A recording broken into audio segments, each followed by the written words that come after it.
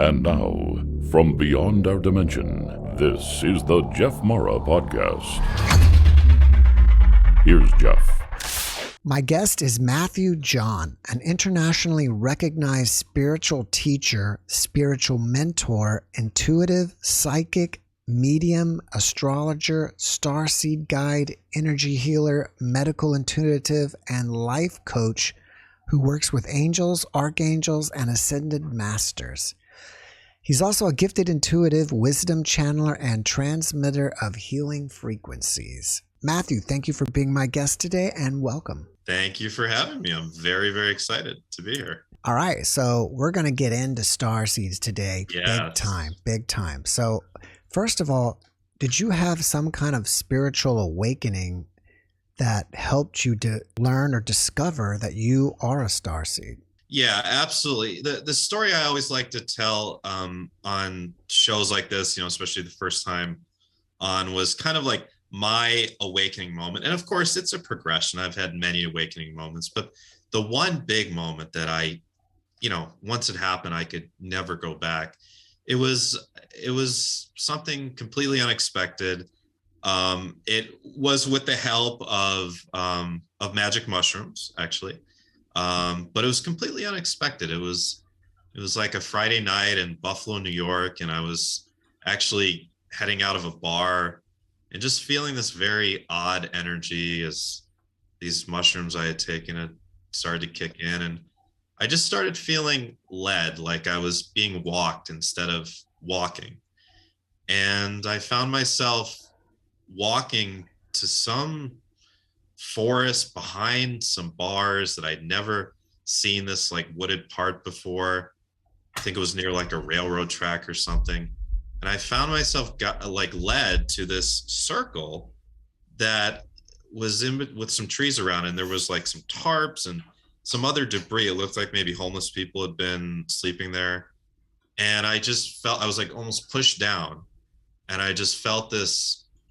It was almost like my body was in stasis for a moment. And I was just overcome with these waves of really, all I could describe it as like the most powerful I've ever experienced times 50. Just, I call it like a cosmic, these waves of pleasure and energy coming over me. And I looked up into the trees that were around me in this circle, and I saw all these golden orbs. And when I looked into these golden orbs, it was almost like they're ornaments on a tree. And when I looked into the golden orbs, I could see these different me's, different versions of me that were in other planets, other places.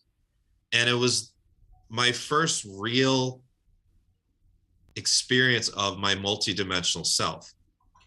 From that moment on, I knew that, really, to be honest, up until that point, I had pretty much been an atheist. My dad was an atheist. My mom wasn't real religious either. She's kind of new agey. And up until that point, I didn't have that proof of like, that there is something more than just me, just the physical body. But after that, it's something I could never go back from. Just seeing and experiencing my multidimensionality. And I also knew in that moment that I've lived many other lifetimes. I knew past lives were real. And in that moment, I knew that I also exist somehow in other places, not that are not Earth.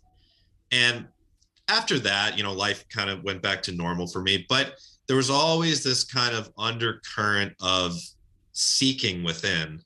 And it kind of continued from there. There was, as far as when I really got curious about starseeds, again, it was with the help of another psychedelic journey. And I had been coming off of it.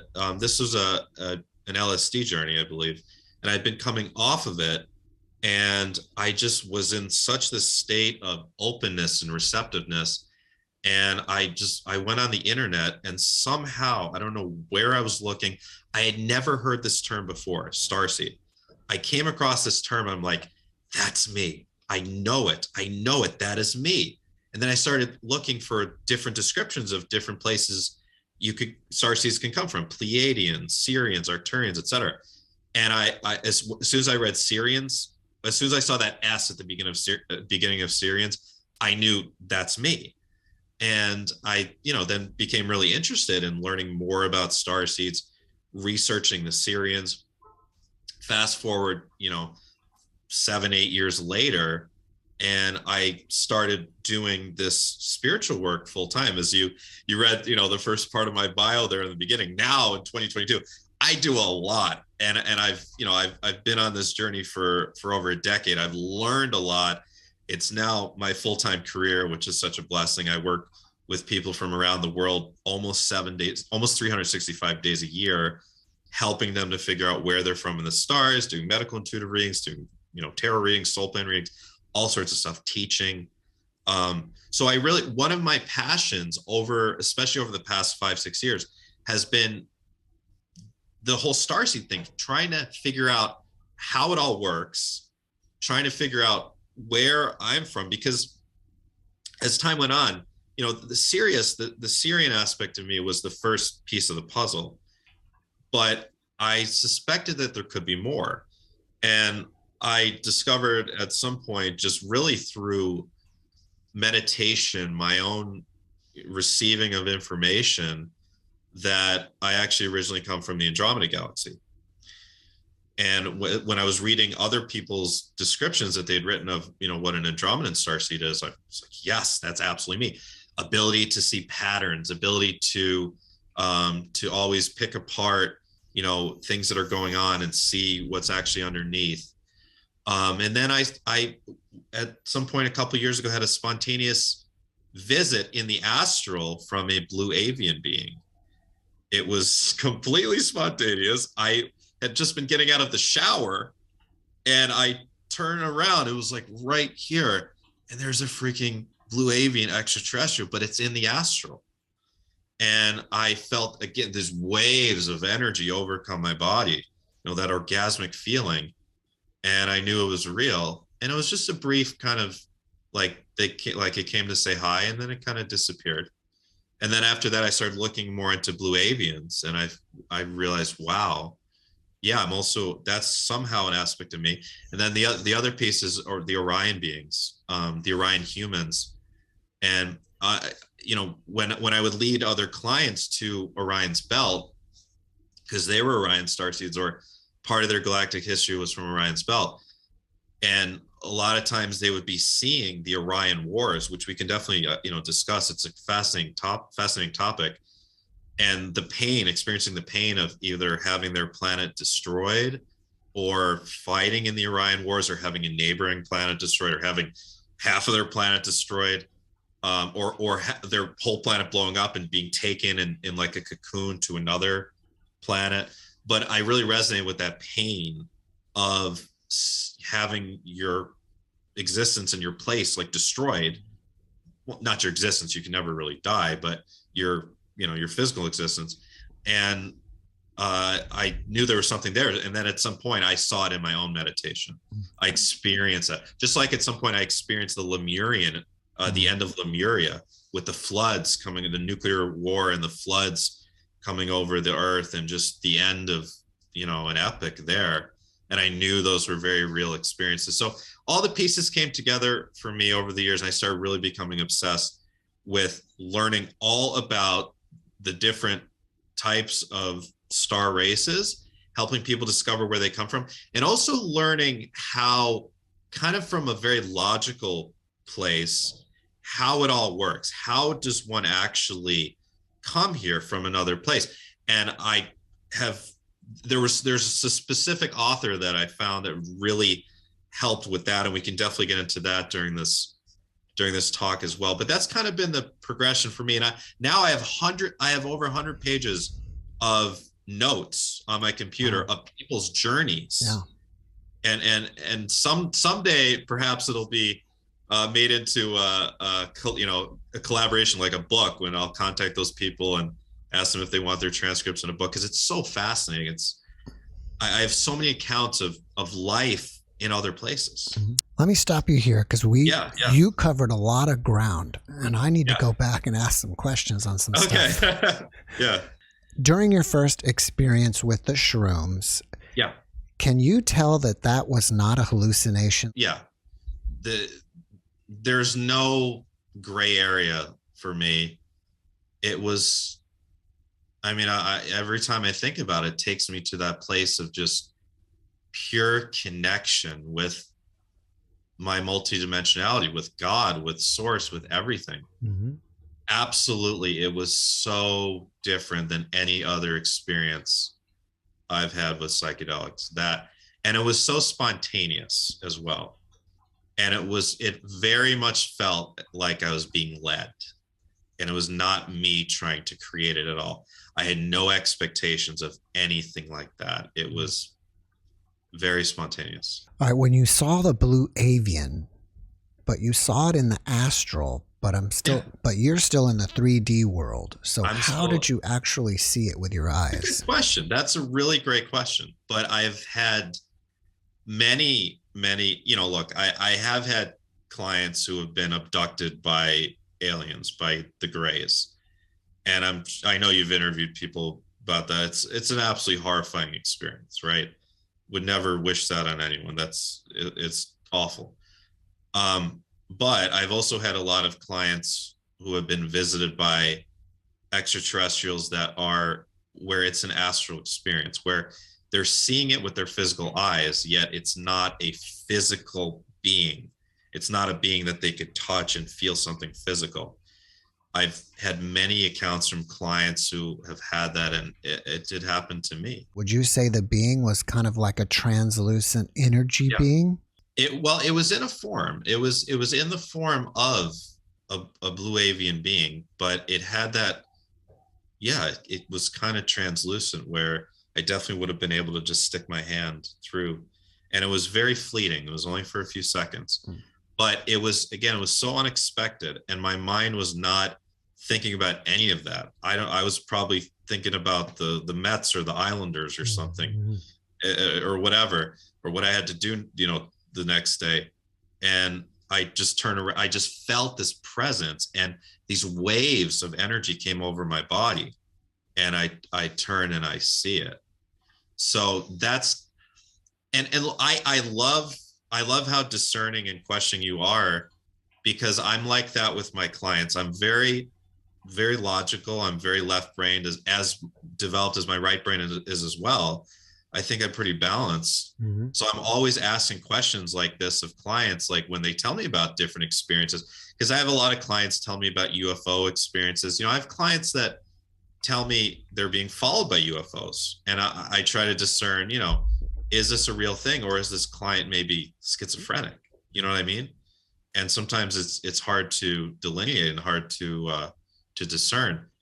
But to me, I'm very sure these were both very authentic experiences. I've had other experiences where I thought I saw some, like you would think someone like me would have seen a UFO.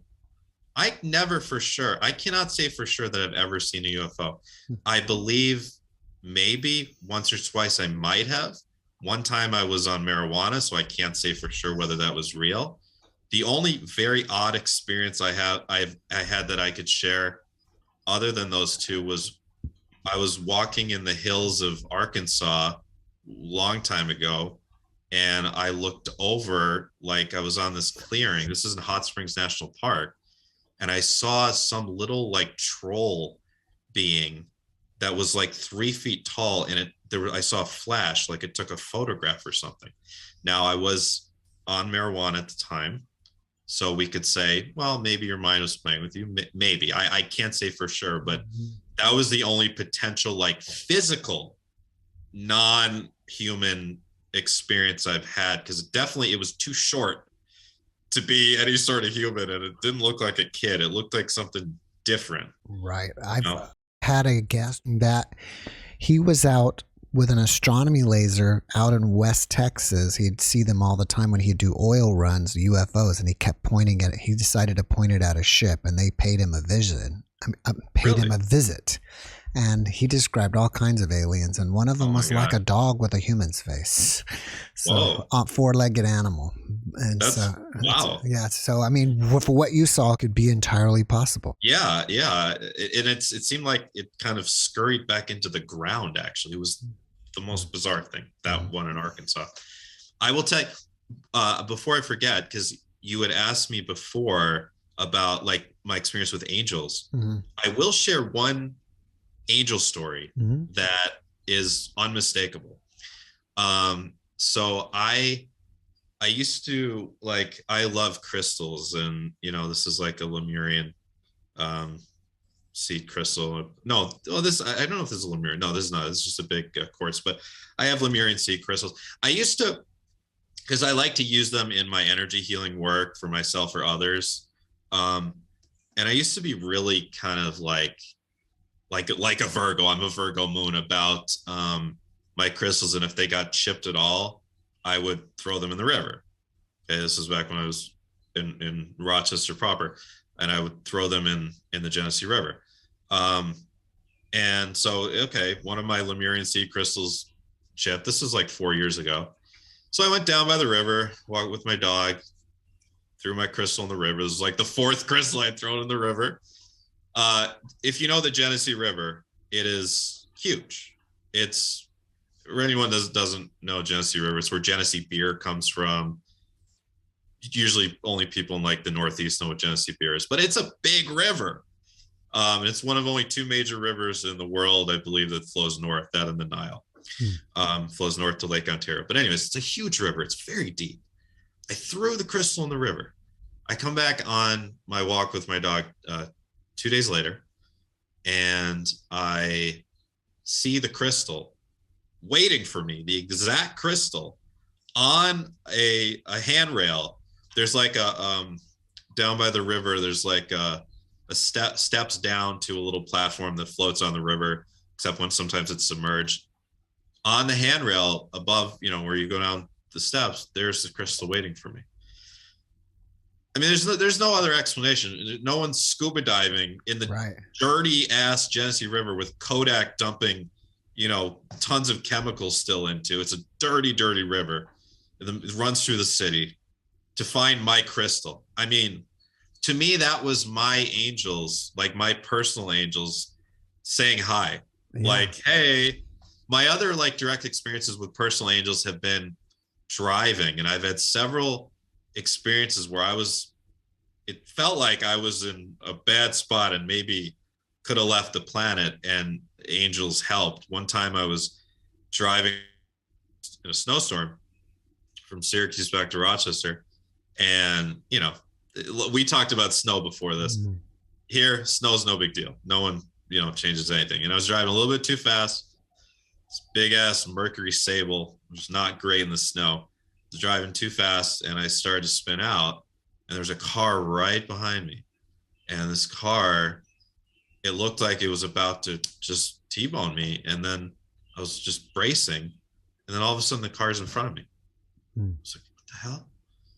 It felt like whatever had, come and helped me, it like almost dematerialized my car for a moment, or that car, something. And all of a sudden the car was in front of me, and I was totally safe. And I actually then was able to spin right back on and just keep on my merry way. Cool. And then another one, this was a couple years ago. I was driving, and I was driving fine, and some van ran a red light at what looked like 55 miles an hour, and was just about to just T-bone me. And I could brag and say, well, I pulled off the greatest driving maneuver of all time, where I somehow swerved this little Hyundai around the oncoming van, and then for a moment, like in the other lane and with oncoming traffic, and then around and into a driveway on the other side of the road of some business, completely unscathed. No one got hit at all. Completely unscathed, completely safe. But in that moment, I felt like there were arms on me on the wheel and giving me the exact to safety. Wow. So I have had a few of those experiences that were like direct confirmation of like, yeah, there's something helping me here, when I guess when it's necessary. This may seem simple, but there may be someone watching this video today that is brand new to Starseeds. So can you just give a quick definition of what a Starseed is? I don't know if it'll be quick though. Is that okay? Sure. Can we get a little scientific, a little complex here? Sure. Okay, cool. So the way I see this, and I will preface this, and because I definitely want to source things when necessary, a lot of this is based and adapted off of the information from a wonderful author and a friend of mine now named Todd R. Deviney, Deviney. He has a series of books called Expansion for Ascending Consciousness. There's 2 books, and it's channeled material that is describing basically the quantum physics of reality and of ascension. So there's 2 types of souls on planet Earth. One would be called an earth seed or an organic consciousness. This means as an organic consciousness, you started off as a single photon of light. That single photon of light then split into 2 at some point, and those 2 photons then go on their merry way. This is what a twin flame journey is for an earth seed or an organic consciousness. And each of those photons now starts to develop more photons, and once there's enough photons, it starts to develop a rotation.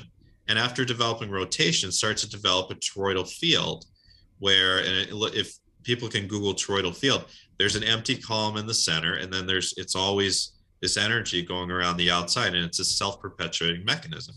And coinciding with that journey would be the physical manifestation of that, which is a journey through the first density and second density, which the first density is going to be the microbial and plant kingdoms, and the second density is going to be the animal kingdom. And there's varying levels of complexity in the second density. And really think about the complexity of brain structures when it comes to different species in the animal kingdom. So for example, a fly is going to have a less complex brain structure than your dog, right? So dogs, a lot of times, especially family dogs, pet dogs, are right on that verge of graduating to the third density, where they're then going to enter the human kingdom. And actually, it's a wonderful thing.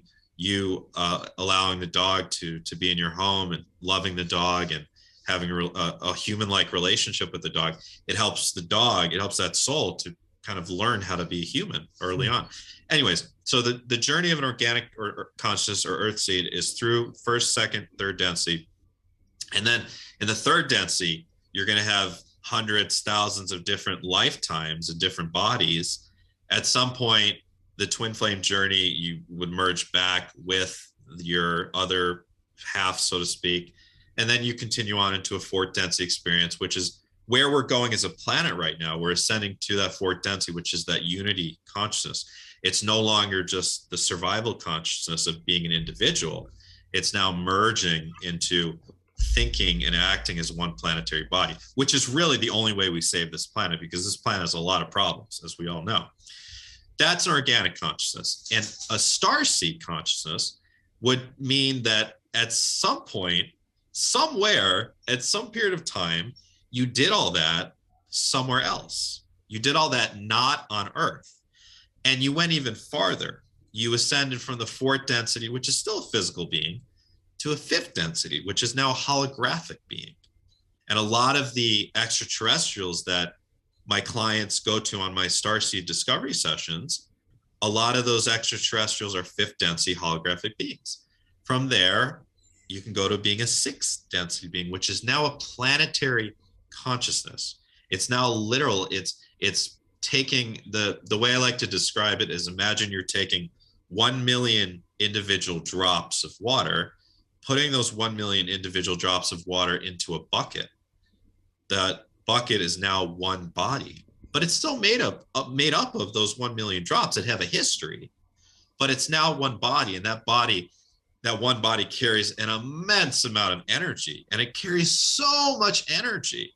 It has such a huge field of light underlying it that it can now what's called fractalize. It can now, you can take a dropper and take a drop out of that bucket and bring it somewhere else. For example, bring it to Earth. So you ascended somewhere else through the densities of consciousness to have so much energy and be part of such a collective that you now have enough energy to fractalize or fragment and create new pieces that can go experience life elsewhere. So to come to Earth from a sixth density or higher, according to Todd, and I do believe it, you do need to be at sixth density or higher to fragment or fractalize. Sixth density would be a planetary consciousness. Seventh density would be an ascended planetary, a more ascended planetary consciousness that's more, it's getting closer to the eighth density, which is now going to be a star system. Okay, the consciousness of an entire star system. And then the 10th density we could say is a galactic consciousness. And then 12th density could be universal consciousness. And all creation, all photonic light, which really a soul on a scientific level is light. It's photons that have conglomerated into a field, into a toroidal field. All of that is ascending one way or another. All of life is always ascending. All of life is always going up a ladder of consciousness. But anyways, you come from, so it's interesting to think about because, and there's way more starseeds than, like we talked about pre-show, there's way more starseeds than people think. People at some point, like probably almost everyone watching this, and I know there's going to be thousands or tens of thousands, probably almost everyone is a starseed if you're finding this material. It's not for sure. You want to find out for sure, you can contact me, but almost everyone probably is. And it's just that you may not have discovered it yet. This may even be your first invitation into discovering being a starseed. And once you discover it, you'll feel the realness of it at some point. You'll feel the authenticity. Hopefully you get to have a real experience of it. That's what I do for clients. When clients come on my Starseed discovery session, you know, we chat a little bit, but then they lay down, and this is all done remotely, anywhere in the world. They lay down and I lead them on an astral journey. I lead them on a hypnosis journey to their home planet, or sometimes to multiple home planets, and they get that real experience. People cry. People, a lot of times people say this, like, I've never felt more at home and I want to go back. Why do I have to leave? Please don't wake me up. I want to stay. Because one of the most common kind of experiences of a starseed on Earth is a feeling of loneliness, a feeling of, I don't feel like I belong to this planet for some reason. And I've always felt that ever since I can remember. Even being like an atheist at some point, I still felt that. I still felt, and I would always look up at the stars and just kind of think like, I don't know, there's something more out there. I never, ever, ever, I don't think at any point believed that aliens weren't real. I think it's the silliest notion ever to believe that like there's only us on Earth in the whole universe. I always thought that was ridiculous. You were talking about loneliness, and if a Pleiadian starseed happens to meet another Pleiadian starseed in a bar or whatever, there'll be a resonance. They'll kind of have some kind of connection unknowingly for some reason. And absolutely, what do they experience? Well, for me, as a Syrian starseed, I can tell usually almost instantly when I meet another Syrian starseed, usually as a client. There's just a resonance. And, you know, for example, each kind of group of starseeds carries traits that, although not universal, they just kind of tend to, you know, to be a part of everyone's experience. So for like Syrians, you know, Sirius is a lot to do with the sign of Leo. And, you know, the Lion's Gate occurs every year during Leo season, 8/8, when the sun aligns with Sirius, and there's that kind of portal of Syrian energy that's during Leo season. And you know, what is Leo about? It's about being funny and humorous and light and social, and also water. Syrians, there's a lot of water planets around Sirius A and B.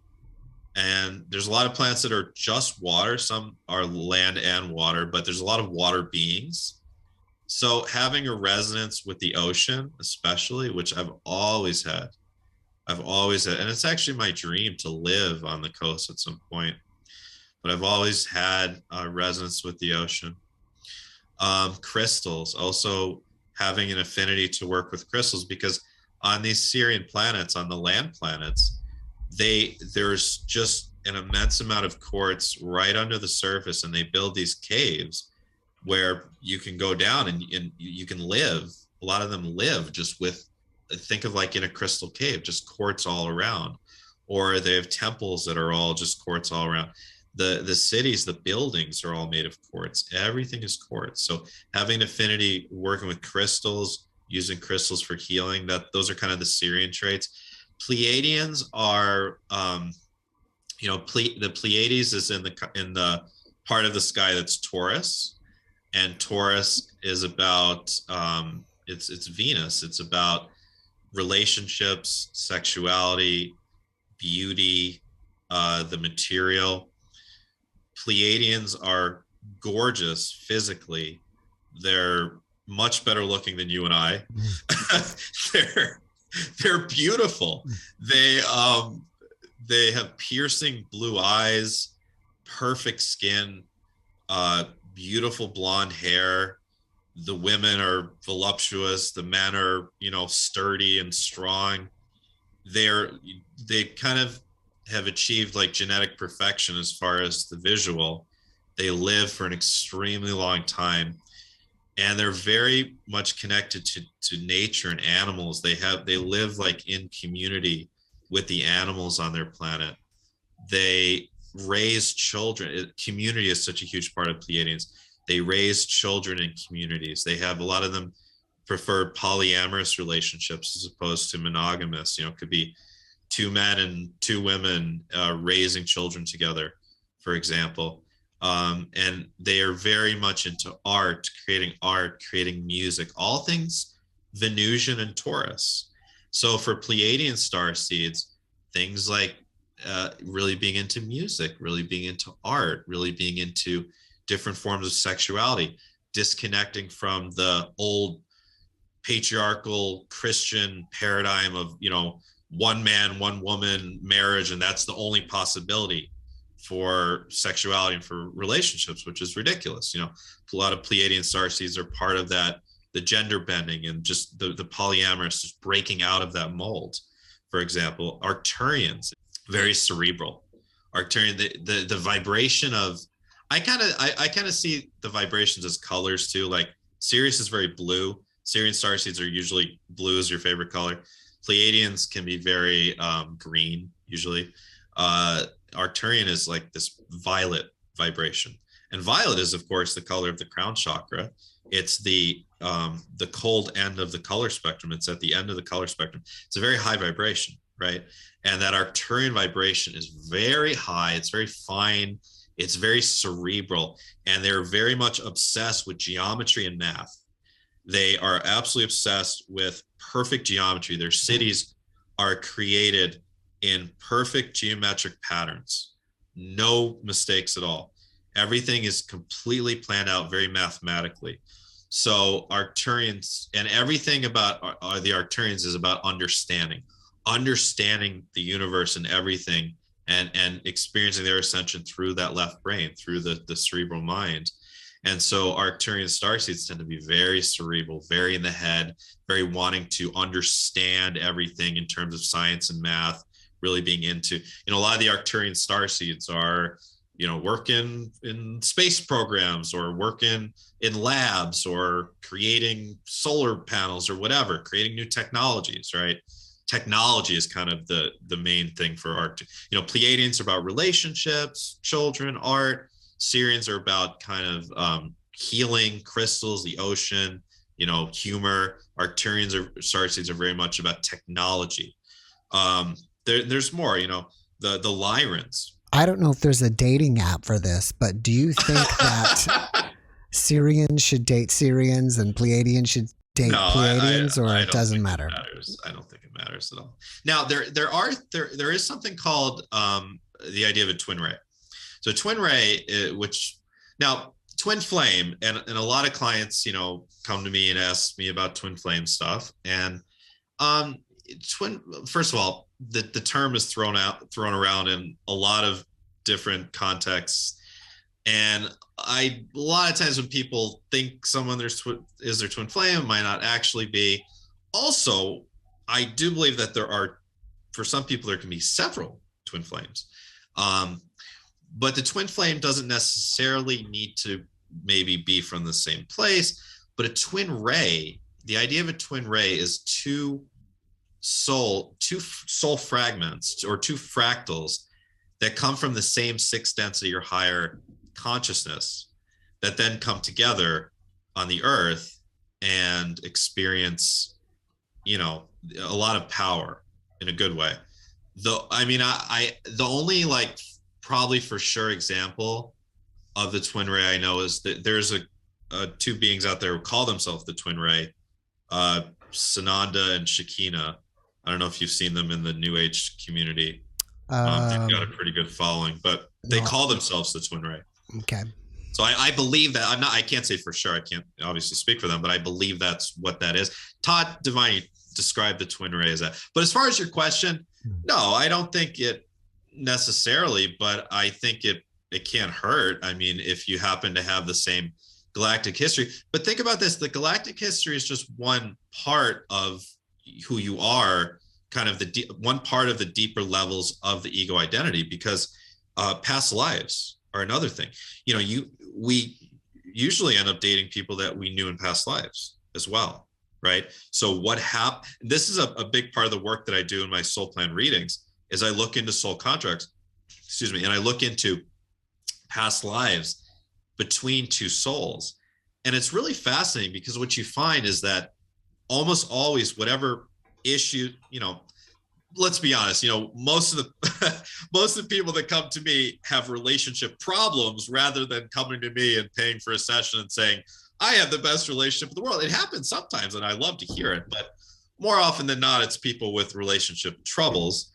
And I look into their past life experiences and what karma is carried over from those past lives. So the people you end up dating, at least in my view of things, are people that generally, unless it's maybe just a fleeting kind of thing, but for the people you end up really dating, and it's people that are in your life plan for whatever reason.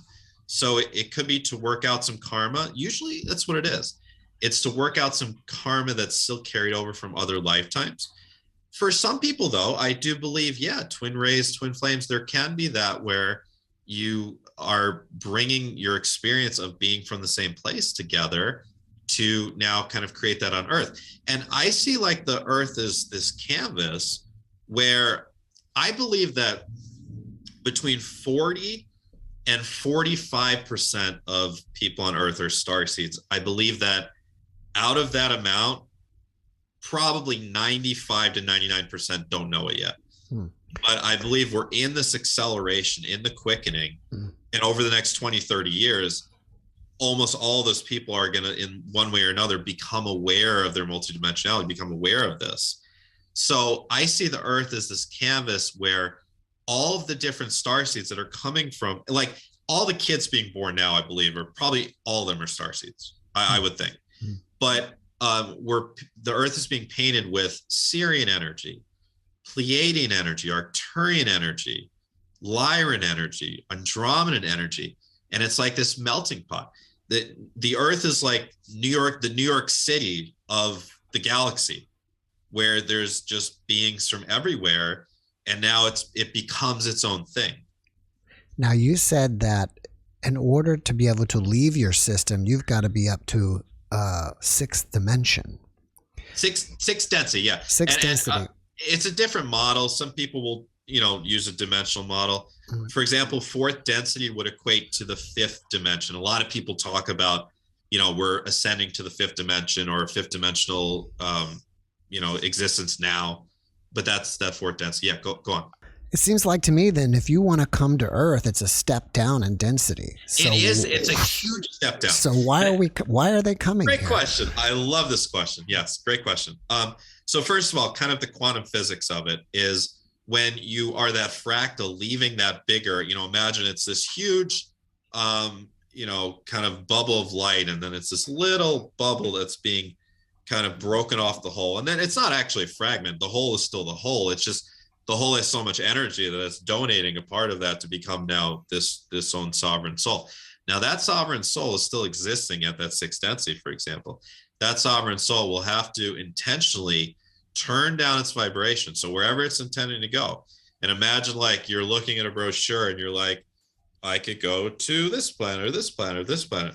Oh, Earth, let's see what we have here. We have world wars. We have a planet completely run and controlled by dark extraterrestrials.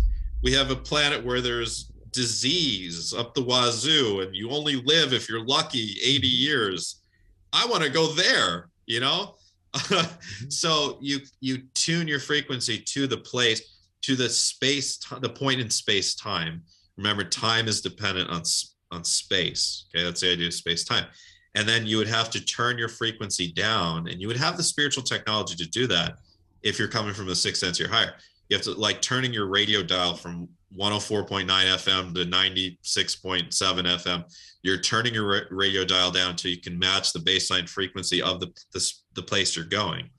And then from there, you're now existing as a soul in the astral field. Congratulations, welcome to the astral field of Earth. And from there, you're now entering into the artificial reincarnation cycle. That is a part of the program of, you know, planet Earth. And I don't know if you've had people on that have spoken about the grays and the reincarnation cycle and all that, but it's a part of kind of what you signed up for. It's like in the fine print, so to speak, of the contract coming here, where you're now going to have no choice but to continue to reincarnate over and over and over again until you reach a frequency where you can get out, so to speak. All right, so that all being said, so yes, you're coming into, I don't like to use this term a lot, but in a sense, it is kind of a prison planet where you're coming from a very high frequency down into a very dark, a spiritually dark place, even in 2022, extremely spiritual darkness as compared to pretty much anywhere else in the galaxy or in the universe, right? So why would you do that? Well, it's an intentional thing, and there's a couple of reasons. One, you've ascended to such a high density, a high frequency. There's no more purpose for disease, war, greed, people hurting each other. There's no purpose for the darkness anymore at such a high level. Todd in his books models and talks about once you move past that fifth density, you move past polarity. All polarity, both light and dark, has to be integrated in that transition between the fifth and sixth density. So there's no more experience of polarity. It's just light. So one of the purposes of coming back into a third density is to re-experience polarity, to re-experience the darkness. Why? Because you can't experience it at such a high level, and because it's a challenge. It's an extreme challenge. It's like, did you ever watch Star Trek? Sure. Okay. So they you know, when they had time, they would go on the holodeck and they would go through some sort of adventure, right? Or go skiing or whatever. But sometimes it was dangerous, you know. But why did they do it? Well, they're living on this starship where they have advanced technology and no one gets sick and no one dies really. And you know, why not? Why not go experience a challenge? So one of the reasons is like, yeah, why not experience a challenge? And as you experience that challenge, and eventually, like a boomerang, you know, that fragment is sent somewhere else into a lower density, then that boomerang has to come back at some point, and it will at some point come back and merge with that sixth, seventh, eighth, ninth, or 10th density greater body. And with that merging, it's actually adding more energy to the whole. So it's actually service to the whole that you come from to experience kind of the reascension journey is a great term for it. Reascension through third, fourth, fifth, sixth density. The other thing is that for a lot of starseeds, what I found when we do these journeys, especially for the starseeds that seem to come from less common places. So about half of probably 60% of my clients and I've had, you know, hundreds that have done these journeys with me, they come from one of the more common places that we hear starseeds come from, like Sirius or Pleiades or Andromeda or Arcturians or Lyrans, Blue Avians, Mantis beings, etc. But then there's a bunch, like I'd say like 40%, that come from places where I can't really tell them where they're from. all I can do is what I'll do on my wall over here. I have a map of, it's great. I have a map of the universe, and it's divided into, the 12 signs.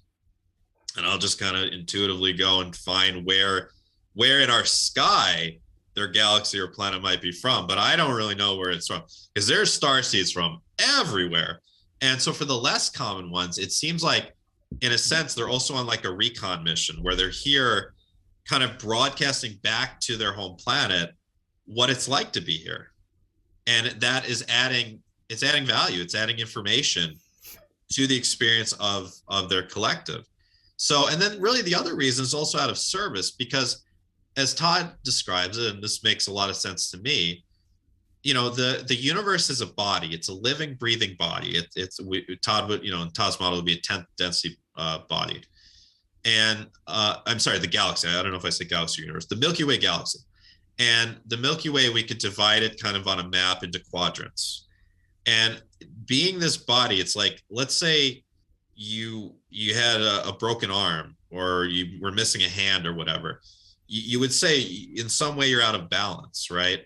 So the Milky Way has to remain balanced. And if there's a planet that is going through an ascension process in one quadrant of the galaxy, there's also a corresponding planet, like on a seesaw, so to speak, across the galaxy in the other quadrant that's also going through an ascension. And if one planet ascends too quickly, it's going to energetically negatively affect the whole galaxy, because then there's an imbalance. So the galaxy itself is like this self kind of modulating body, where if a part of the galaxy is in too much shrouded in darkness and is not ascending fast enough, there will be a call from councils to send starseeds to this planet to help out. So as starseeds, we're here on a mission. And really, I think that's the most important part of things, because, as we said, a lot of starseeds feel lonely. A lot of starseeds feel like they don't belong here. But if you're a starseed, and as I said, if you're watching this, you most likely are, you came here for a greater purpose.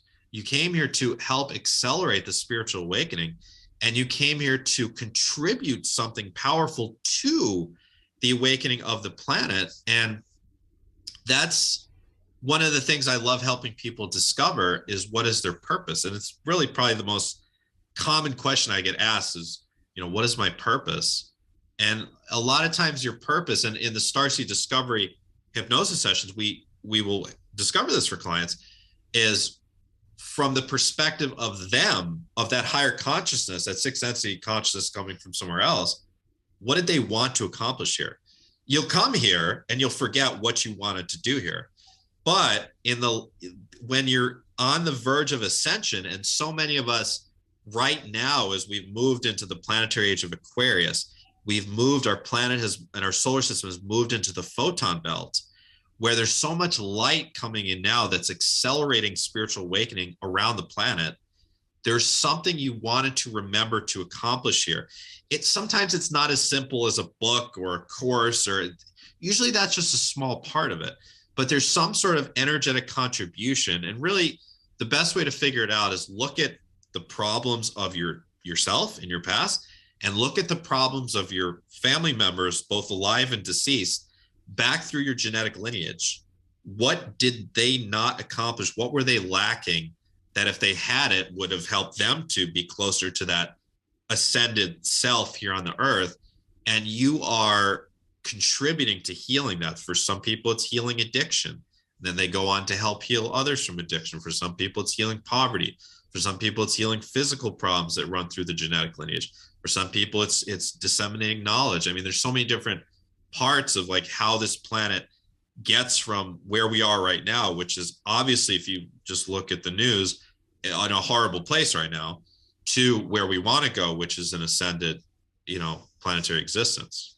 When do you think this planet will be fully ascended into the next?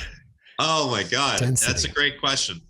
It's a great question, Jeff. I've wrestled with that over the years, ever since the 90s, actually, even going back to the late 80s, there were channeled books, and I have some of them on my bookshelf, that were talking about the period between 1998 and 2001. as when there would be a pole shift, and when all the darkness would leave the planet and we would all of a sudden be on the ascended Earth. Well, it did not happen, did it? Y2K was not a big deal at all. And there's probably people watching that don't even know what Y2K was because they're too young, right? But then all the writings and channel material was about 2012. It was about 2012, right? That there's going to be a pole shift. There's going to be worldwide calamities, volcanoes, and earthquakes. Nothing really happened. I was actually down in the Mayan pyramids for December 21st, 2012, and that was a cool experience. Cool. But nothing major really happened, right? Then it was 2020. Right? 2020 was this big marker, energetic, something was going to happen. December 21st, 2020, you know, the Christmas star when Jupiter and Saturn align in the sky. We had COVID, which was a really difficult time for our planet, still is for a lot of places, but nothing still major really happened. I've always held out over the years from getting too excited about everything happening at once. And I think that a lot of channelings have fallen into, you know, channelings are all subject to the medium that's channeling. And a lot of channelings over the years, I believe, have fallen into this trap of the ego mind really getting a bit overexcited and wanting and really hoping for this all to be done for us in an instant. And I've never believed that that's how it actually goes down. I do believe that this is a progression, a kind of plodding, slow progression. But as far as a time frame, I would say within 80 years, we're completely there. I think within 30 to 40 years, we're pretty much there. I think that the toughest times on this planet will be over the next 20 years, especially this decade, I believe, is probably the worst as far as having to go through all sorts of planetary issues. And I mean, God, it's only been not even 2 years we've had COVID and a war, you know? So, but I think to answer your question, my best guess is 40 years. We're kind of pretty much there. You know, I've had a lot. One of the types of sessions I do is called a future self progression. And it's really cool. You know, a client, I put them under hypnosis and I lead them into their future on their highest possible timeline. Cause there's many possible timelines that, you know, we can end up navigating. There's really infinite, but there's going to be some timelines that are more likely than others. And kind of math plays into it, percentages of probability of which timeline plays out. And that can play into the collective experience as well. But my point is that for clients that, you know, once in a while I get a client that is really connected, really deep into trance, and they're 40 years in the future, and I'll ask them what's going on the planet. And I've had a lot of similar descriptions from people, you know, that the technology is absolutely incredible. There's flying vehicles, there's teleportation. People are starting to be telepathic. You go to the store and I think you just like wave your hand or your wrist, and then, you know, there's just kind of robots there, and there's holographic screens. You pick out what you want to order. The robots go and get it for you. You go in the try-on room. So kind of robots are very prevalent. The medical technology is really super advanced, and people are living like 150, 200 years. There's no more war. Somehow it seems like all governments kind of work together in harmony. And there's extraterrestrials that are kind of interacting directly with the human beings on the planet. And we're spacefaring, like an official spacefaring planet now, where, you know, there are people that are going off planet. So it's been kind of similar experiences with that. It seems like it's a very highly technologically advanced planet. See, I don't think the proliferation of technology is a bad thing. I mean, just look, you know, an iPhone, right? What did we have 20 years ago? You know, we had those stupid little flip phones, and just the immense amount of stuff you could do on this little device is absolutely incredible. Now the Apple Watches, and we're getting closer and closer with technology to actual, you know, doing things with our mind and communicating without words, right? Communicating non-verbally, telepathy, with the help of these devices. And I don't see the technology as a bad thing. I think that, you know, Tesla, for example, automatic vehicles, 5G is not good for the body, but there's another side to it. The other side is like the proliferation of advanced technology that actually helps the society to advance and start to become where we look more. I mean, do you think anywhere else in this galaxy anyone is using gasoline anymore? No. Yeah. Come on, it's ridiculous. Nikola Tesla, supposedly came up with free energy, and supposedly we have it. And there's stories of people in the modern day creating free energy devices, and it's just not widely proliferated yet, because obviously there's a lot of suppression coming from the top, coming from the establishment, from the industries that rely on gasoline and oil, right? But I mean, I see a highly technologically advanced society in the interim. So this is what I see in the interim. Think about, you're familiar with Atlantis and Lemuria, right, Jeff? So Atlantis was the very technologically advanced society.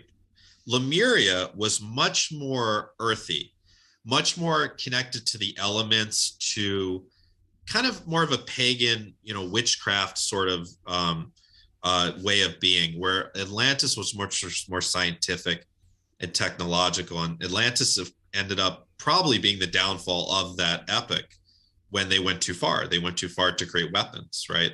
And we're at a scary time right now where we're right on that verge again, right? With literally today with what's going on in the world. Right.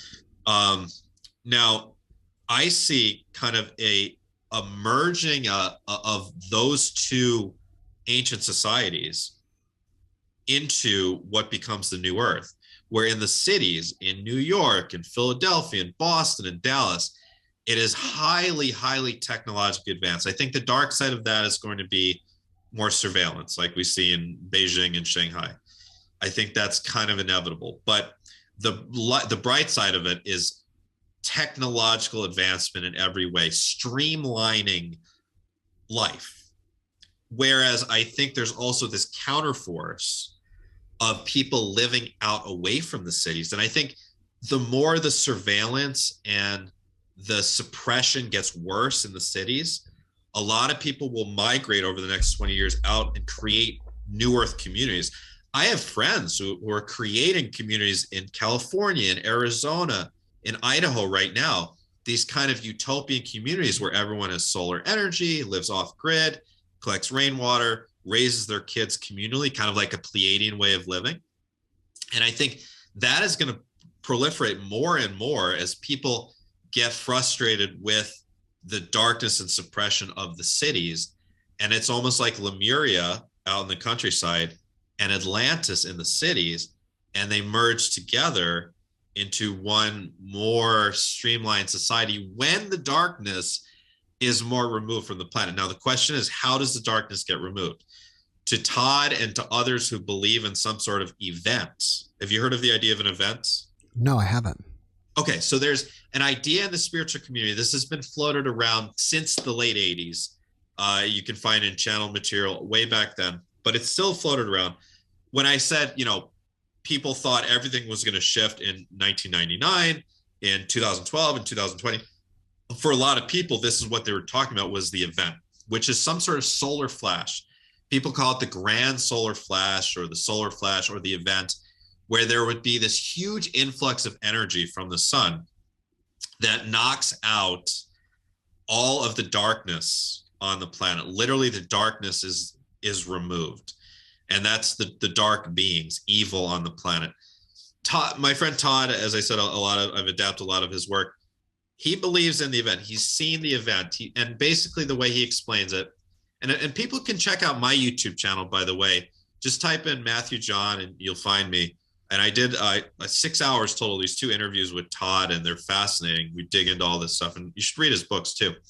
But the idea that the experiment of darkness is an experiment that the galactic consciousness of the Milky Way galaxy decided to undertake to see what would happen. The idea was that if darkness and evil is allowed to kind of run itself unencumbered, that it would actually accelerate ascension, because it would provide an impetus to overcome, an impetus for ascending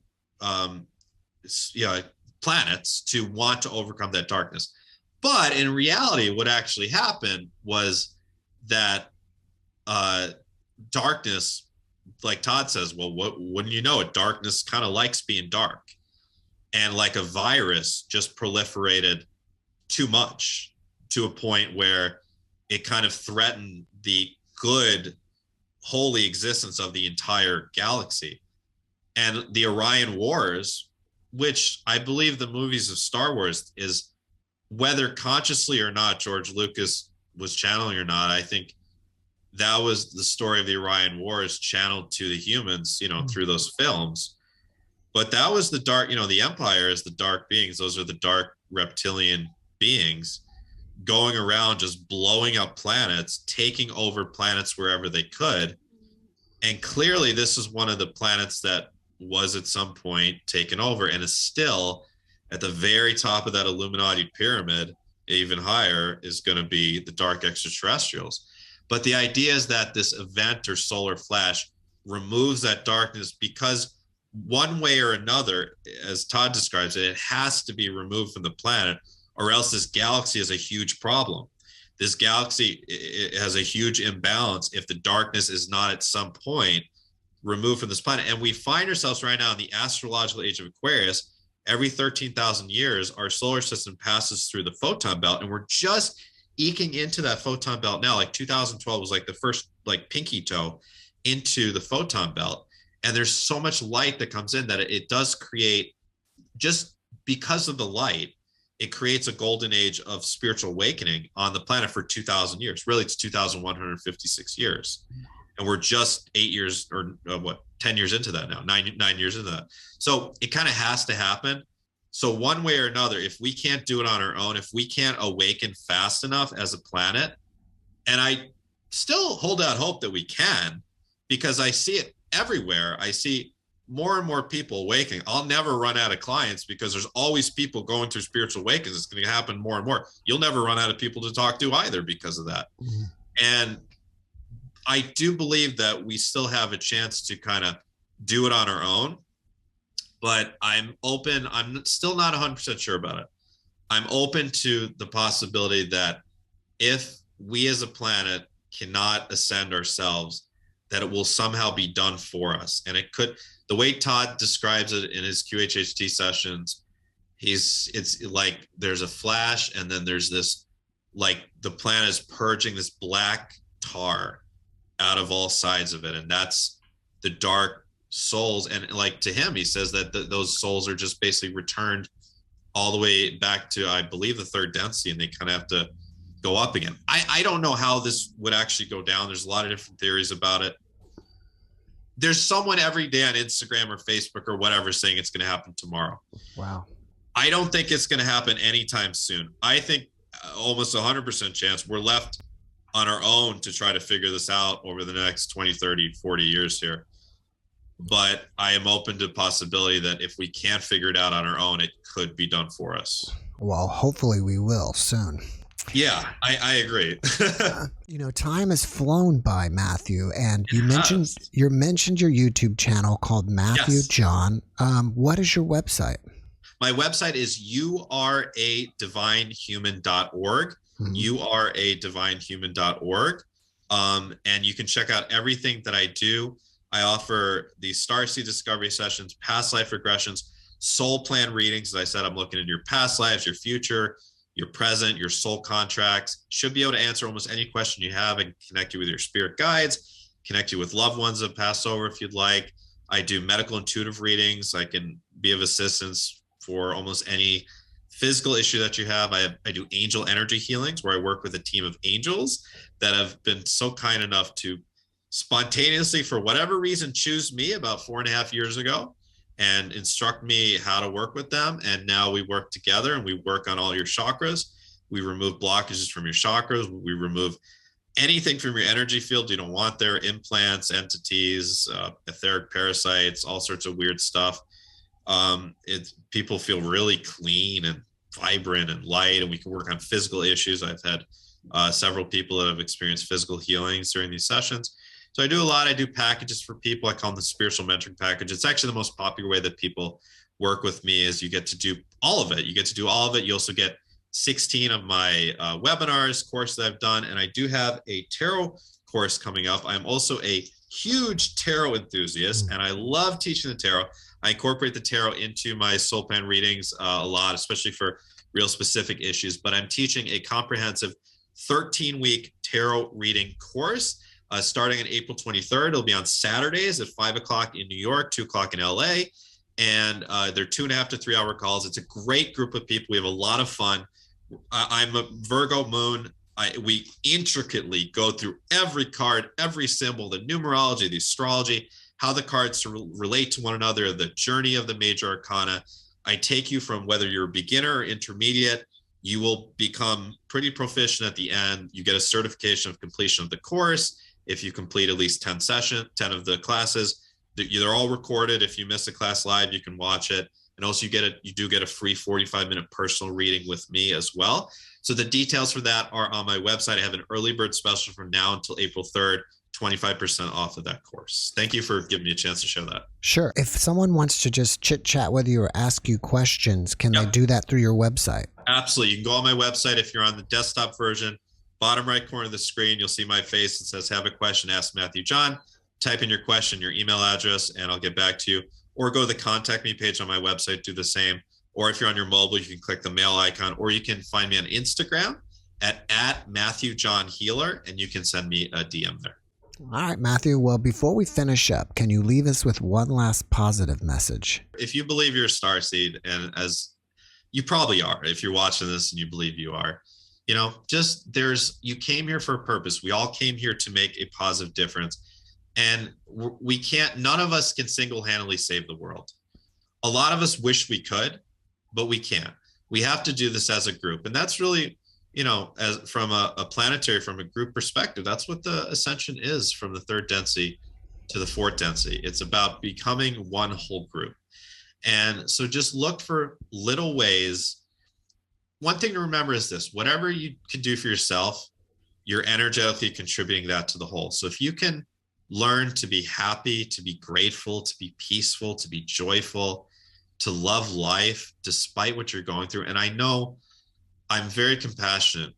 I know a lot of you are right now saying, how the F can I do that? I'm going through this and this and this. I know it's tough. I've been through a lot in my life.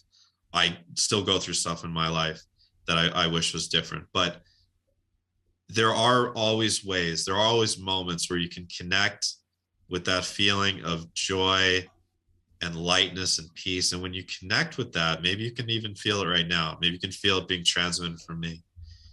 But when you connect with that, you're connecting to the source of everything. And you're connecting to that energy that does heal all of the darkness and ills on this planet. It's healed with that peace and that love, that source energy, that vibration of light.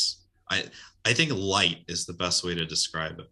You are the light. We all carry a torch. We are all naturally the light, and we've been beaten down through abuse, through whatever, all the stuff on this planet that is working against us. And there's stuff in the air, there's stuff in the water, there's stuff in the food that mess with our hormones. There's pharmaceuticals that maybe are not the best to take for some people. Some people do need to take them, obviously. But what I'm saying, there's a lot working against us. But that light within, you can always access it.